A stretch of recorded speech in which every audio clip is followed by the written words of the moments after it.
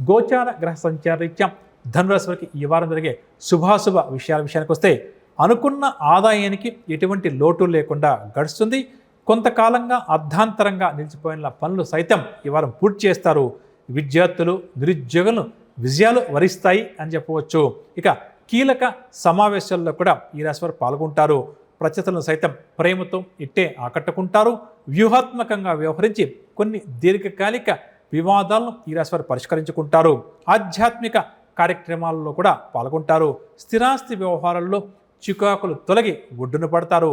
చిరకాల మిత్రుల నుంచి సహాయ సహకారాలు కూడా అందుతాయి.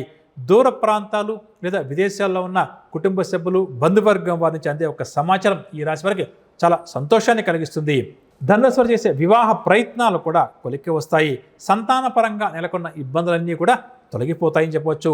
తెలివితేటలతో వ్యవహరించి కొన్ని ముఖ్యమైన వ్యవహారాలు దిగ్విజయంగా పూర్తి చేస్తారు.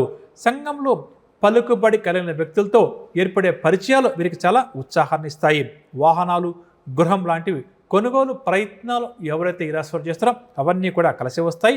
మంచి పేరు ప్రఖ్యాతులు కూడా ప్రాప్తిస్తాయి.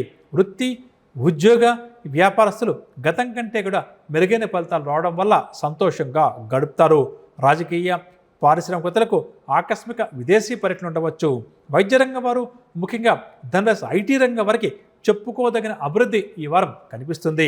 మహిళలకు కుటుంబ సభ్యులతో మనస్పర్ధలు ఏమైనా ఉంటే తీరుతాయని చెప్పవచ్చు. మొత్తం మీద ఈ వారం మధ్యలో ఆరోగ్యపరంగా కొంతవరకు చికాకులు తప్పకపోవచ్చు. ముఖ్యంగా ఆలోచనలు రకరకాలుగా ఉంటాయని చెప్పవచ్చు. దీనివల్ల నిర్ణయాలు తీసుకోలేక కాస్త ఇబ్బంది పడతారు. ఇక కుటుంబపరమైన ఒత్తిళ్లు కూడా ఉండే అవకాశం ఉందని చెప్పవచ్చు.